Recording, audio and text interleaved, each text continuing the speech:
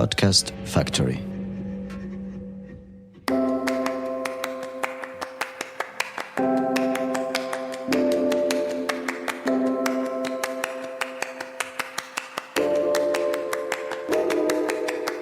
Bonjour à tous, je m'appelle Caroline Bindel, je suis journaliste basée à Marseille et je suis ravie de vous accueillir dans Cité Radieuse. Alors Cité Radieuse, c'est quoi ? Une rencontre, une conversation avec des personnes venant d'horizons très divers mais qui ont en commun de faire rayonner une ville, Marseille. Elles y vivent, y ont vécu ou tout simplement l'aiment pour ce qu'elle a à offrir. Marseille est lumineuse, bouillonnante, arlequinée, agitée. On l'aime autant qu'on la déteste, parfois seulement. Aujourd'hui, mon invité est le réalisateur Jean-Bernard Marlin. Vous avez sans doute entendu parler de son premier long métrage, Scheherazade, tourné à Marseille. L'histoire d'amour de deux marginaux, inspirée d'un fait divers, qui l'a entraîné dans le milieu de la prostitution. Ce film a rencontré un grand succès public, mais également la reconnaissance des professionnels du cinéma, au Festival de Cannes et au César, entre autres. Retour sur cette incroyable aventure et sur le Marseille de Jean-Bernard Marlin. Bonne écoute.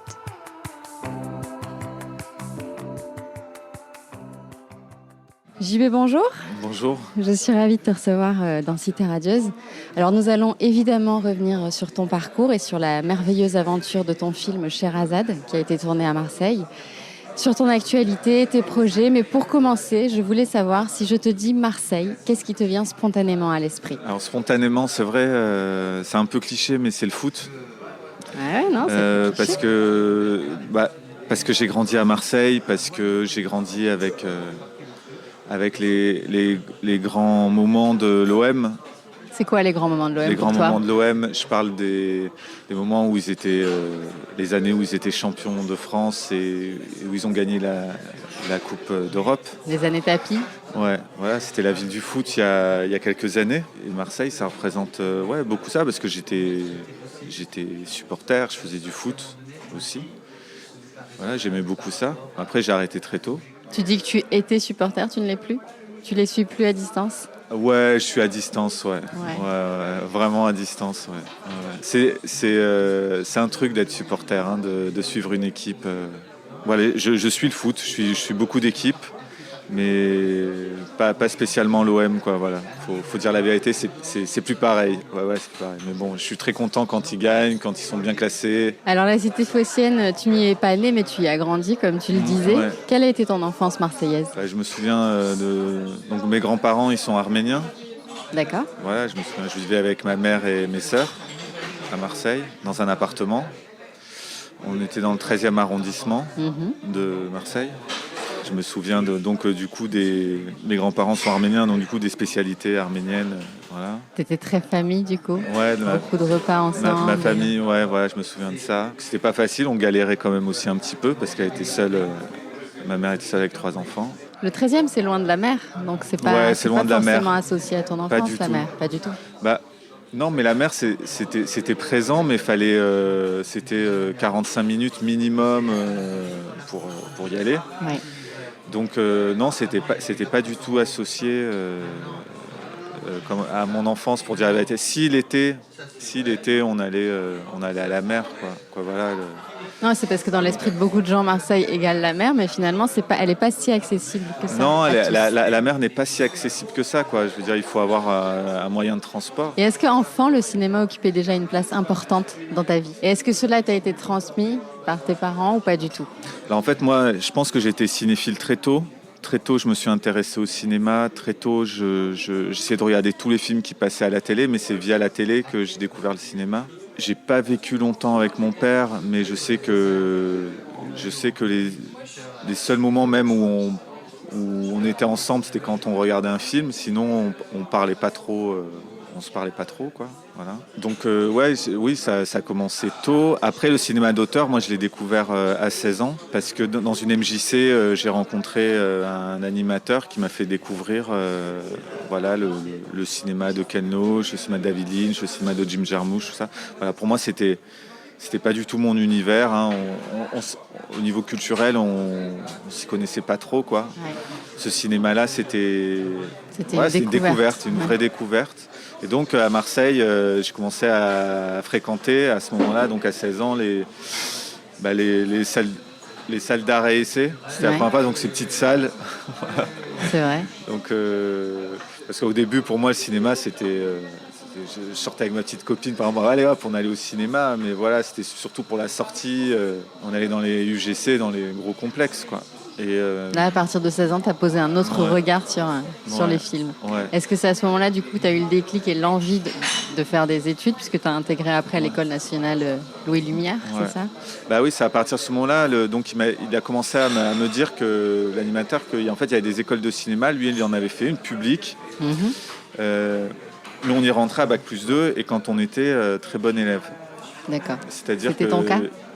Alors, à ce moment-là, j'ai eu des hauts et des bas, on va dire, dans la scolarité. Et on va dire qu'à ce moment-là, c'était pas trop mon cas. Mais une fois qu'il m'a expliqué qu'il fallait être bon, j'ai commencé à travailler à l'école et à avoir ça en ligne de mire et en me disant ma porte de sortie, voilà, si je veux avoir un avenir, faire quelque chose d'intéressant dans ma vie, elle est là.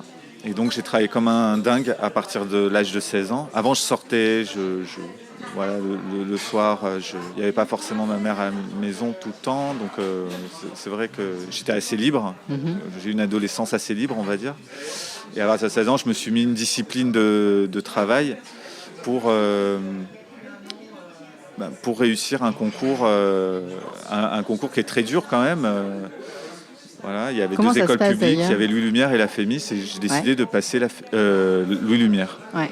Comment ça se passe ce concours?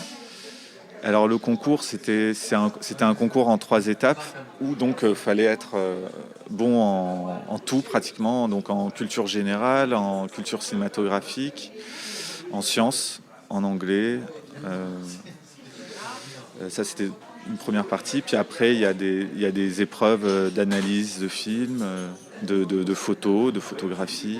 Et puis après il y a des oraux, il y a 3 oraux, je me souviens. Ça c'est en 3e temps. Donc en fait il y a trois temps et ils éliminent les gens au fur et à mesure. Voilà. Donc tu réussis. Ouais. Tu intègres cette école. Là-bas, tu apprends techniquement comment réaliser un film, comment réaliser un scénario, traiter l'image ou la lumière, etc. Mais pour apprendre à diriger des acteurs, tu as pris des cours de théâtre. Alors, j'ai lu ça quelque part parce qu'il paraît que tu es devenu spécialiste en matière d'études de comportement. Certains de tes acteurs disent que tu es très fort. Du coup, là, je fais un petit peu gaffe aux émotions que je pourrais laisser paraître. Ouais. Raconte-moi tout ça. Donc, j'ai fait mes 3 ans d'école où j'ai appris... c'était un travail... J'ai eu une formation de directeur photo. Puis après, je me suis formé aussi au scénario et dans un dernier temps, donc, à l'art du travail du jeu de l'acteur. Quand j'avais 20 ans, j'avais pas l'argent pour me payer des cours de théâtre. Donc, j'ai attendu jusqu'à 30 ans.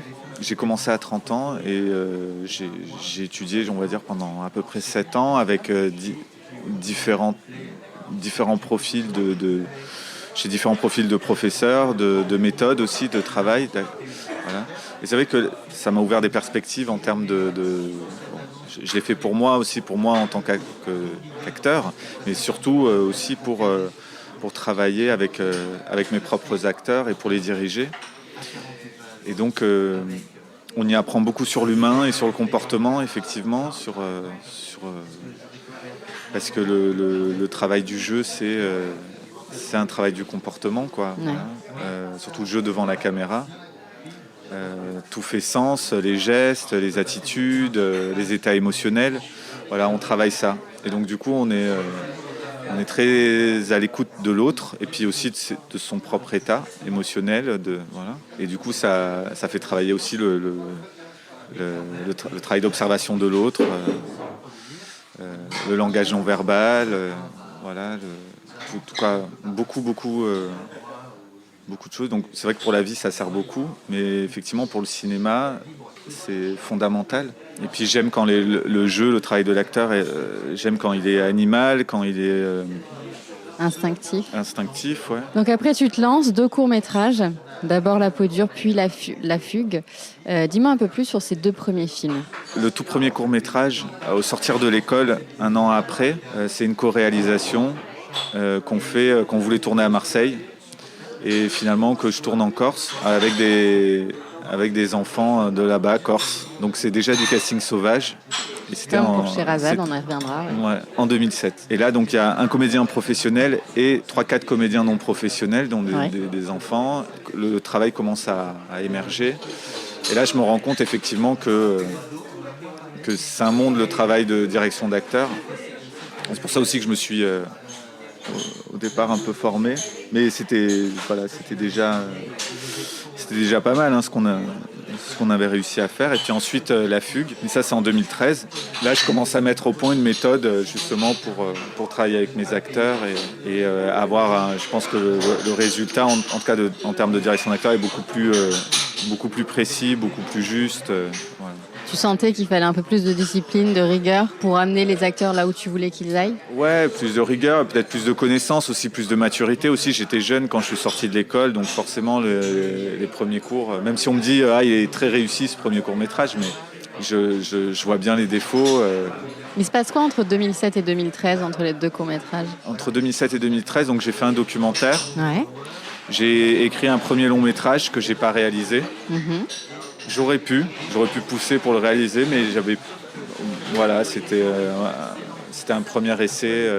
Puis finalement, mon premier long métrage, ça a été Sherazade. Ça a été Sherazade, parce que c'était il y a 1 an et demi lors du Festival de Cannes. Ouais. La formidable aventure a commencé pour toi parce que ce film Sherazade, inspiré d'un fait divers, est tourné à Marseille, donc avec un casting quasi exclusivement marseillais, a été sélectionné pour la semaine de la critique. À Cannes, donc, un incroyable coup de projecteur. Raconte-nous cette envie de se pencher sur ce fait divers et sur la façon dont ce film a vu le jour. Alors, le fait divers, c'est juste un point de départ. Le film n'est absolument pas une adaptation du fait divers, n'a absolument rien à voir parce que l'histoire, c'est moi qui l'ai inventé. Rappelle-nous déjà le fait divers. Alors, le fait divers, c'était juste un garçon de 15 ans qui vit dans les chambres d'hôtel du centre-ville de Marseille avec 2 jeunes filles de son âge et qui les prostitue. Mm-hmm. Donc je suis parti de ce point de départ et après j'ai écrit mon histoire parce que c'est quelque chose de quand même d'assez récurrent, quoi. Même ça semble assez marginal, mais il n'y a pas que cette histoire-là, il y en a eu d'autres. Et ce que je trouve d'intéressant, c'est à ce moment-là, c'est de raconter une histoire d'amour dans un milieu pauvre et d'étudier la relation amoureuse et les liens entre les protagonistes. C'est tout ça qui m'intéresse. Ouais. Et de parler d'une jeunesse dont j'ai envie de parler. Donc casting sauvage, on le disait, à Marseille. J'ai fait du casting sauvage. Comment ça se passe ? Tu te balades dans les rues, tu interpelles les gens, t'as eu beaucoup de refus, est-ce que les gens y croient quand Alors pour le casting sauvage, je fais appel à une directrice de casting. J'avais déjà fait du casting sauvage sur mes courts-métrages, donc du coup c'était moi qui faisais le casting avec d'autres personnes, mais voilà. Là, je me suis dit, ça va être il y a beaucoup de rôles, tout ça, donc je fais appel à une directrice de casting.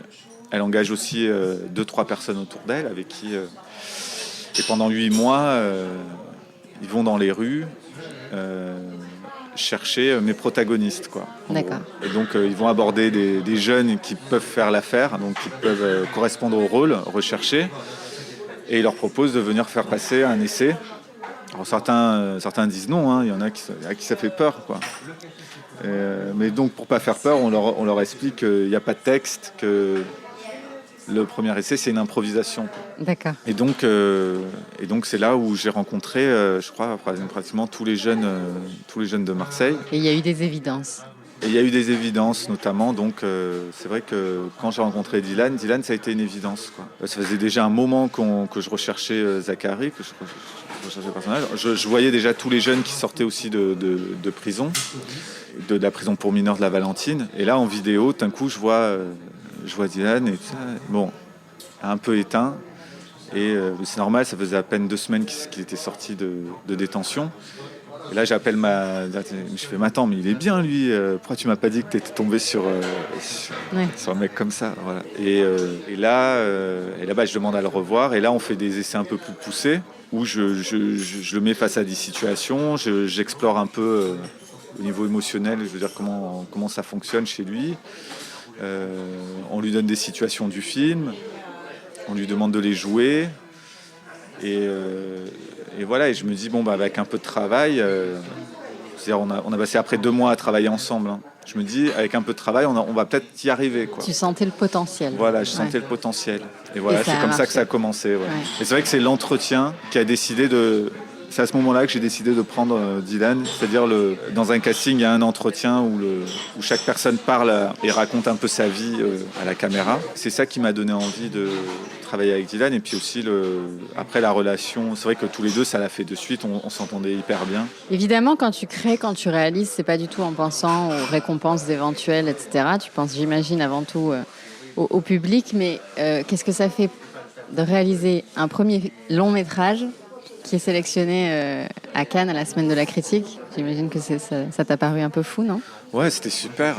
J'étais vraiment très très heureux. Pour le film, c'est un énorme coup de boost. Après, ça va ça va très vite. J'avais même pas terminé le film quand on a envoyé Ah oui. Voilà, donc en fait, on n'a même pas le temps de réfléchir, on n'a même pas le temps même d'être content parce que tout est allé très vite. Et puis, je veux dire, même quand je suis allé à Cannes, le film n'était pas complètement terminé.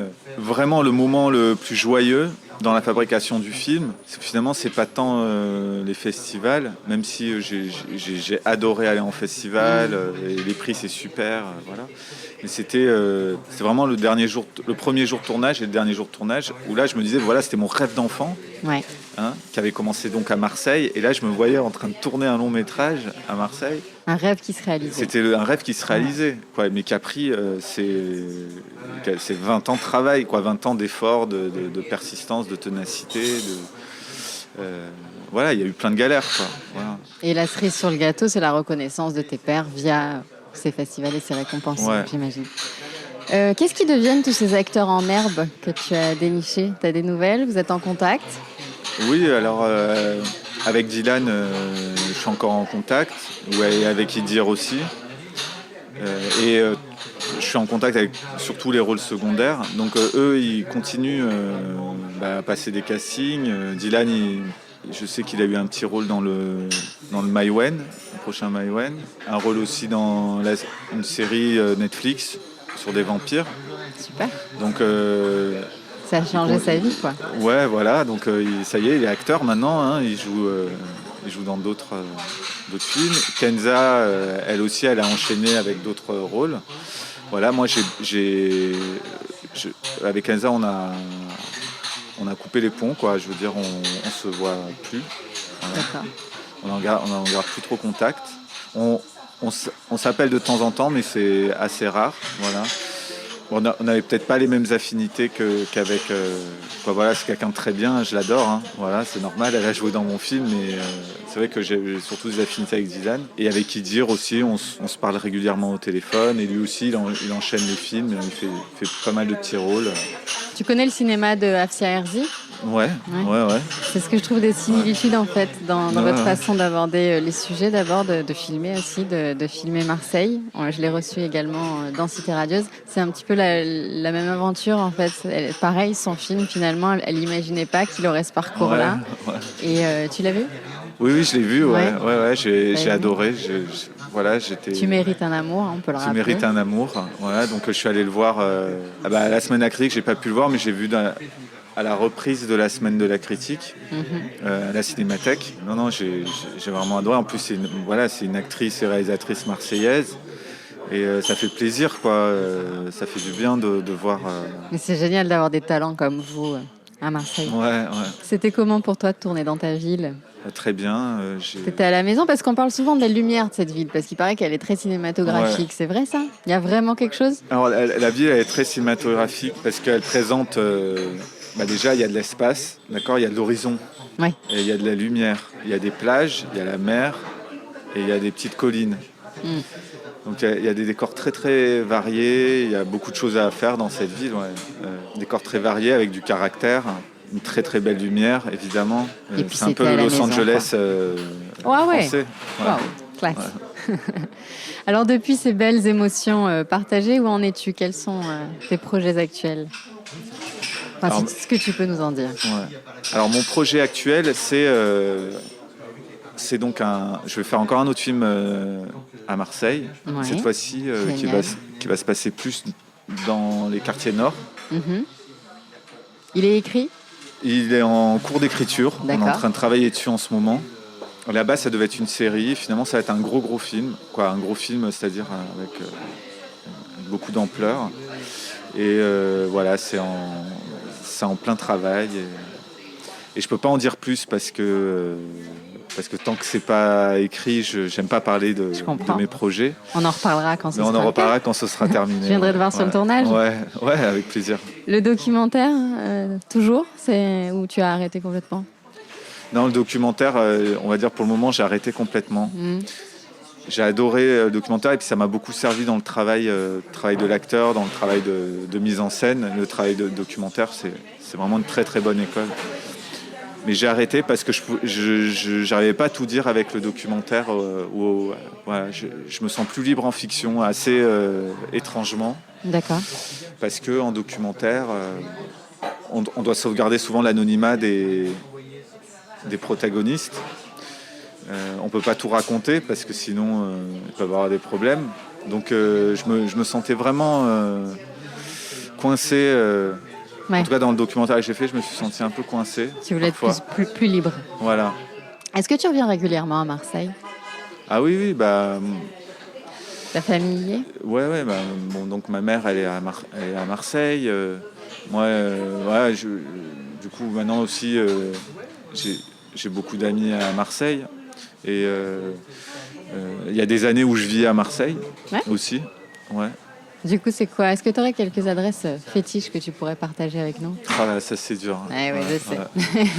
Resto, endroit pour sortir, boutique, peu importe. Je vais dire franchement, moi voilà, je suis pas, j'ai pas grandi en faisant des sorties à Marseille. Voilà, parce que c'était pas notre façon de faire. Donc moi je sortais pas à Marseille.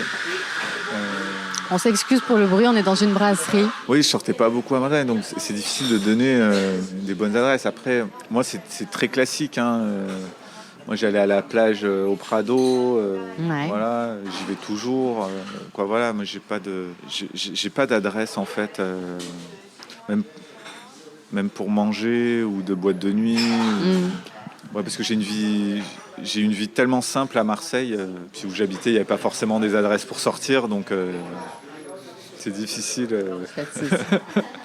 Alors pour finir, le traditionnel questionnaire de Cité Radieuse, je te demande juste des réponses spontanées, ce qui te vient. Si Marseille était une image ? C'est très cliché, mais si c'était une image, pour moi, c'est une lumière jaune-orange. Ouais. Ce serait ça pour moi, Marseille et la plage, quoi. Voilà, donc ce serait du sable mélangé à du béton, type bâtiment. C'est une lumière très très crue. Voilà, ce serait ça. Si Marseille était une chanson ? J'hésite entre Petit Frère. Ouais. Petit Frère. Petit Frère. Si Marseille était un film, est-ce que ce serait le tien ? Pour le moment, je dirais c'est La ville est tranquille de Robert Guédiguian. Et je dirais aussi 1, 2, 3 Soleil, parce que voilà, c'est les premiers films que j'ai vus qui parlaient de Marseille.